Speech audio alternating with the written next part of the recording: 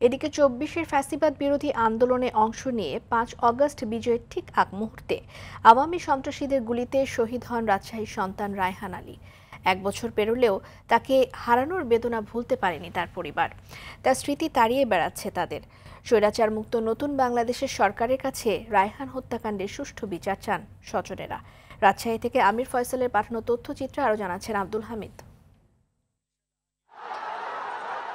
২০২৪ সালের ৫ আগস্ট ছাত্র জনতার বৈষম্য বিরোধী আন্দোলন দমাতে স্বৈরাচার হাসিনা সরকারের পুলিশ প্রশাসনের পাশাপাশি মাঠে নামে আওয়ামী লীগ, ছাত্রলীগ, যুবলীগের সন্ত্রাসী বাহিনী। মহানগরীর তালাইমারি, সাহেববাজার, 0 পয়েন্ট, আলুপট্টিতে দুপক্ষের মধ্যে চলে রক্তক্ষয়ী সংঘর্ষ। তালাইমারিতে সন্ত্রাসীদের গুলিতে আহত হন রাজশাহী কলেজের সাবেক শিক্ষার্থী রায়হান আলী। চিকিৎসাধীন অবস্থায় ৮ আগস্ট শাহাদাত বরণ করেন এই জুলাই যোদ্ধা।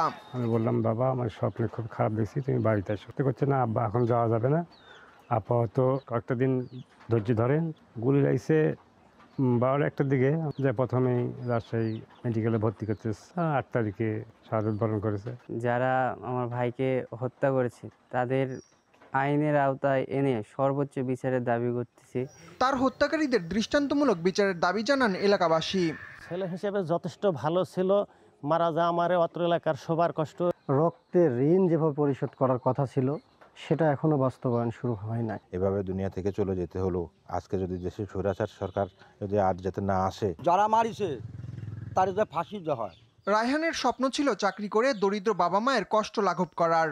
তবে তার সে স্বপ্ন দুঃস্বপ্নে পরিণত হয়েছে ঘাতকদের বুলেটের আঘাতে। শহীদের যথাযথ মর্যাদার পাশাপাশি সরকারকে অসহায় পরিবারটির পাশে থাকার অনুরোধ স্বজনদের। আব্দুল হামিদ, RTV।